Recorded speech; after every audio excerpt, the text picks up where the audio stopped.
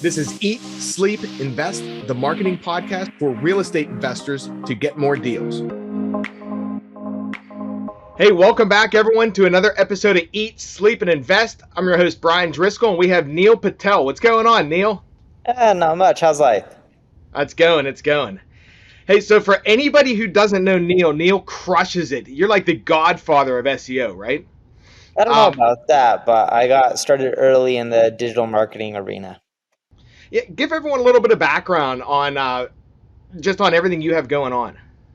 Sure. So I blog at neilpatel.com about marketing. I run an ad agency called NP Digital, which stands for Neil Patel Digital. And we help companies of all sizes grow from really large corporations like Fortune 100 to even SMBs and mid-sized companies. Some of our clients, funny enough, are property managers. Some of them are decent sized companies that have maybe a few thousand units between different buildings that they own.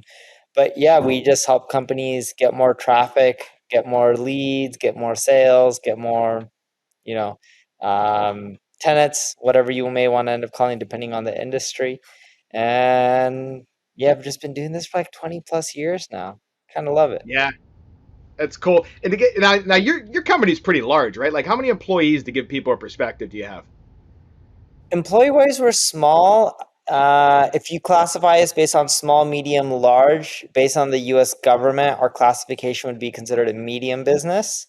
We have 750 plus employees. We're still adding quite a bit, so we should cross thousands soon. But you know, it takes a lot to be a large company in the United States. I believe the qualification that they use is you need 1 billion or more in annual revenue to be a large corporation. Okay, I don't know, 750 employees. That's a lot in this space, I think. It's a decent amount, yeah. Yeah. All right, cool. So talking about SEO, so you've been in this since like Google started, pretty much. And I know, what do you think the most important part of SEO is? The most Like, important part of SEO is providing the most value to the user. At the end of the day, the sites that have the best content, the best experience, the best product, the best service are the ones that are going to win. For example, you can optimize the site however much you want, but if everyone's searching for cheap laptop and you're offering the same laptop, if you're offering the same laptop as me, but you're at $1,000 and I'm at $500, I'm the one who's going to eventually rank higher because everyone's like half the cost for the same product. So everyone's going to be clicking on my listing and buying from me. That's an example of like, it doesn't matter how much you optimize, right? It is important, don't get me wrong, but like a good product and a service really goes a long way. yeah, I agree there too, because Google's primary job is to give answers to people what they're searching, what's most relevant. Yeah, so I think a lot of people Bingo. get held up on that. You got it right. When someone does a search, they're searching for a solution to their problem. Cheap laptop, what's the best way to make a basement? Is it ICF or is it, you do the wood, then you add the concrete? Is LVL better than steel framing? Or, how are steel studs, can they bear weight? Like people are looking for questions to an answer. And then this question is who provides the best answer. Now, you do you still do a lot of your writing yourself? I know you used to. I do. We have a team that updates a lot of my old pieces of content. I don't write as much as I used to, but I still write quite a bit of content. Yeah. Now, what do you find? Not necessarily between long form and short form, but talking about relevance, things like that. Do you still recommend like the pillar posts, having a long informational one that breaks off into more detailed pieces, or how do you recommend people do that if they want to do a pretty detailed informational piece? Well, let's go back a little bit. Most of the people who are listening are in real estate. What do they specifically do in real estate? Yeah, mainly investing. These guys are buying houses, fixing them, flipping them, or keeping them as rentals. Are they raising money? Some of them will be, yeah. And then some of them are looking for better opportunities, of course, right? So you want to end up creating content where people want to end up working with you, partnering with you, investing in you. Working with you could be they find you better deals, learning from you, or doing something at a cheaper rate so that way they can help you out and learn from you. Investing in you, of course, gets you more capital so you can end up buying more properties. But let's say you create a social content. And if you create a content on like, this is why you shouldn't buy a house. These are the bad buys. Everyone's saying that the market's going up and there's no, or market's going down and there's no deals. Here's an example of how you can make money in a bad economy. Here's examples of what you shouldn't buy. Even if the market is frothy or bad, these are just bad deals. And like if you tear someone down on social content, I think that'll do really well. If you are trying to create your own website, or if you should ideally create your own website with the portfolio of all the products you did, the returns, I would also start creating articles on like what to look for when you're renovating a house. How do you find a diamond in the rough? you know, um, how ugly houses create better returns than beautiful houses. And then you can talk about how you can buy the ugly houses, what you need to do, what things sell, like kitchens really sell a house, school districts sell a house. The other thing that I would end up breaking down, like in real estate, if I was doing a real estate website, is I would be very, very specific. So with my content, I wouldn't just do generic stuff on like, here's how to get rich doing real estate. That doesn't work really well. You got to get very granular. Like, here's how you fix up low end houses. Here's how you make money on luxury coastal real estate. Here's how you make money on multifamily complexes that have more than 100 units. Here's how you do well with fourplexes, fiveplexes, sixplexes, etc., like small amounts.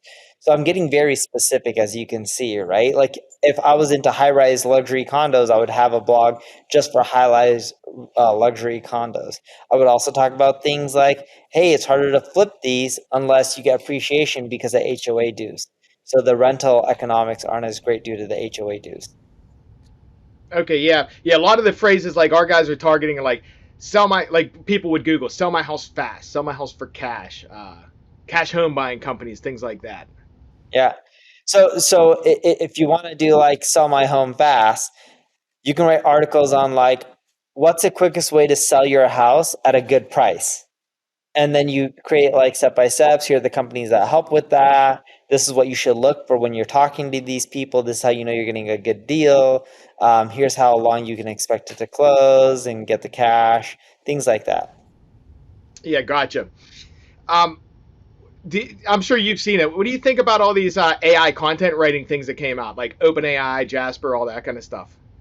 They're not bad to get you a start, but they don't really write a great piece of content.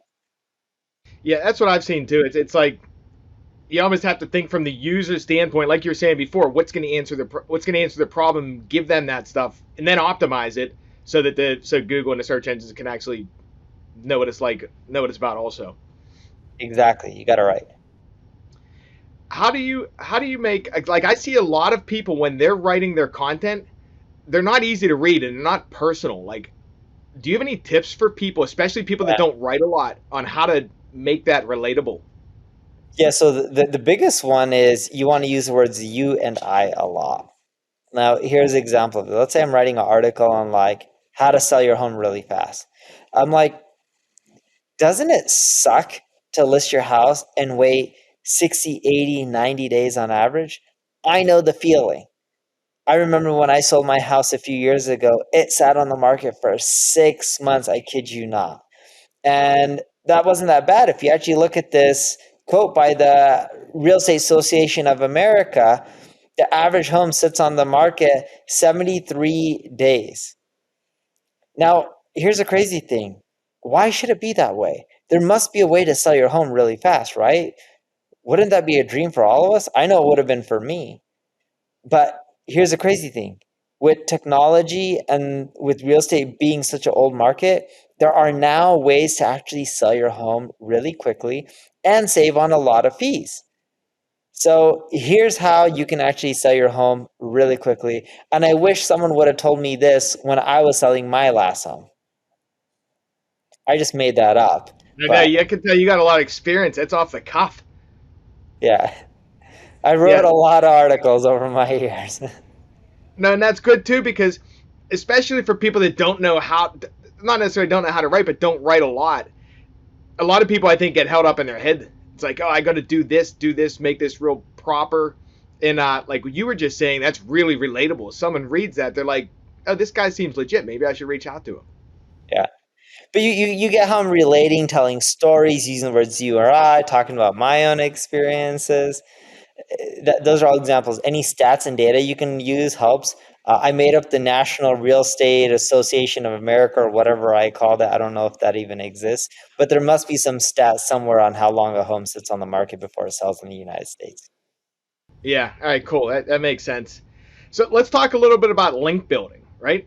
So back in the day, we used to be able to spam links out and rank like crazy. Like, what do you think now? What's going on with link building these days? Yeah, so links are super important. Think of links as votes. The more people voting for a president, the more chances are that president wins. The reason I say chances is because it's also state by state basis where winner takes all in the United States. But generally speaking, for most election, it is whoever gets the most of votes wins. It's the same goes with the internet. Whoever gets the most votes, but on the internet, a vote being a link. So the more websites that link to yours, the better off you are. But there's some caveats to it. If I was running for presidency and Obama went out on campaign and say, "I'm voting for Neil. You should, elect him." And then President Bush came out and said, "I'm voting for Neil as well. You should go and vote for him." Those are people who are known to be in politics and were presidents. So if they say, "Hey, you should vote for Neil," there's more likely chance that I'm going to those votes count for more. You get what I mean? Even though they apply for one vote, they really sway a lot more people because they're ex-presidents. So that's an example of how you want to get quality link. So if it's an authoritative site like a New York Times, CNN, or anything that's related, like if you're in real estate, and have you heard of Bigger Pockets? Oh yeah. Of course you have. That's example of a popular real estate website. Like if they link to you or Zillow or one of those sites, that helps more with rankings. So it's relevancy and authority. So if you get either of those, it helps more. The spammy stuff doesn't really do well or carry much, and it's just short term, and that's not going to help you win in the long run. Yeah. What do you think about the guys out there selling link packages, things like Don't that? do It's it. like give me 3 grand or whatever. It doesn't work.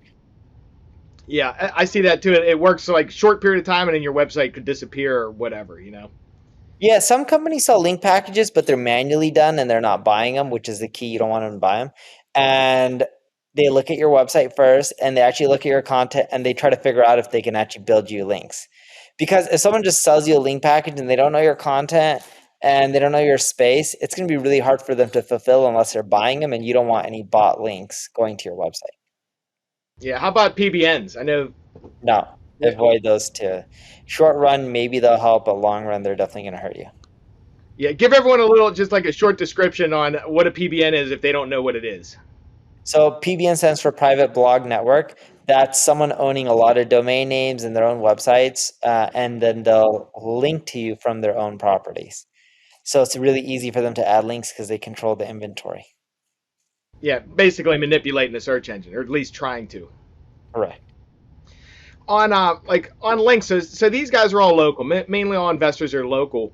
Um, what are your thoughts on going after? Like I know a lot of people donate to the Cub Scouts, things like that, and they get links back from those websites. They're not necessarily real estate, but they're local. What do you think on those? Um, those aren't too effective. You shouldn't be donating for links. You should be donating because you want to support a cause. You want ideally links from local communities and sites, and don't try to donate to get a link. Just get it because you earned it, because the quality of your content, or you're doing great stuff within the community. So basically, yeah, write kick-ass content and have people link back to you. Exactly. Like a great example of this, I was at the grocery store this weekend, saw some Boy Scouts. Okay, I could have kept, I gave him money for some popcorn. They sell popcorn. I gave the kid $100. He wasn't selling anything, and it's hot here in Vegas. So I gave him $100. I took a bag of popcorn. I'm pretty sure a bag of popcorn doesn't cost $100. I didn't ask him what it cost. I just took something because it makes him feel like he sold it, and he got $100. So he was ecstatic. He tried to give me change, and I didn't care. I was like, "Nah, keep the change." That's cool. I didn't ask him for anything, right? I didn't care if for more popcorn. I didn't care for any additional benefit. I didn't care for them to be like, "Hey, do you got a website? Can you link to me?" or any of that. The purpose of donating is because it makes you happy. It fulfills something in your heart. And don't do it for links. Yeah, and you know what? You probably made that kid's day too. He was probably pumped. I don't know if he was pumped. His dad said thank you. He technically was there with his dad, so he wasn't Was really by he? himself. But um, I remember his dad came after me as we were walking away because I only picked one bag of popcorn. He's like, "You should try this one too," and he gave it to me, and I was like, "Okay." I didn't want to be rude, right? So Yeah. then I wasn't trying to take the popcorn because I wanted look, Boy Scouts, I don't know how that kind of stuff works, but I was like, kid selling something, he's doing something good in life, learning some skills. He's not there selling drugs or whatever. And when it's 100 degrees outside, you got to respect someone's hustle for trying to sell popcorn in terrible weather. 100%. So now, so you write your blogs, right? You have all this content in your website. By the way, how many visitors do you currently get organically on your site now on neilpatel.com? Honestly, I don't look. Millions, but I don't look. Yeah, it looked at me. I checked that. It looked like 3-4 million from what I saw per month, which is We crazy. stopped checking. And we have so many other sites too that are really popular, but like I just stopped checking. Yeah, Because like it doesn't matter. All I look at on a monthly basis is how many qualified leads are we driving and how many of those leads convert into opportunities and of those opportunities how many close. Traffic's a vanity number, right? Like I can write articles on how to get the most amount of Instagram followers and get a shitload more traffic, but that's not going to get me any big clients. that brings up a good point too. So say we're talking about traffic. We got like transactional traffic, informational traffic, and you're talking about looking at the KPIs. What do you look at when doing content and trying to bring the right types of people to your website? So in Google Analytics, there's something called first touch and last touch. It'll actually show you what caused someone to first come to your website and then convert and what caused them to convert or what did they see right before they converted. So then you can see like some of these informational keywords that are just top of level that or top of funnel that really help get you people into your community. And then you can end up going down and then you can see what are the keywords that really drive the majority of the sales. But you need both, right? Because you want to build awareness and the trust factor as well. And you can use tools like Uber Suggest to find them out. You can put in any competitor URL and um, it'll tell you all their keywords that they're going after and what's driving them traffic. Now, Uber Suggest, that's ubersuggest.com, right? Uh-huh. Okay, so that's a tool. When did you make that? Was that like 6 years ago or something? No, someone else made it and then we bought it for like 120 grand years and years ago and then we improved upon it. Okay. Yeah, I heard you talking a long time ago. It's before you charge anything for it. You're like, we're just going to give it away for free and keep making it awesome and figure out how to make money on it in the future. Which I don't Yeah. think you even really charge a lot for it now. Like I think like 10, $20 or something like that. 30, I don't know, somewhere in that price range. What's your what, That's what happens when you have a lot of people. You end up forgetting a lot of stuff because there's just so many different divisions and people, and we're expanding so fast. I think we just added Germany. We're looking to add in France, Italy soon, Spain, Portugal. We'll add in Malaysia and Singapore soon. Not just for the tool, but tool is already works globally, but it's more so headcount and offices within these regions. so like you're obviously crushing it. Like, what are your goals now? Like, what's really making you tick? Is it growing, buying other businesses, or growing your business, or what?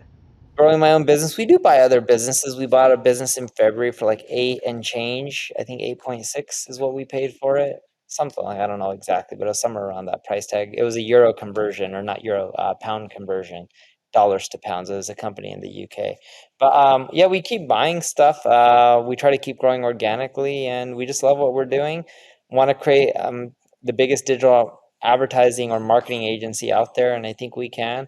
We probably have a long way to go, but if I fast forward 5 years, we'd probably be at 3,000 employees. So hopefully we can keep growing and cranking. That's pretty solid. Um, yeah, no, you have crazy growth too. Yeah, you're growing really quickly. Um, when you write your blogs, so how much? Because I know you send an email. What is it? Once a week?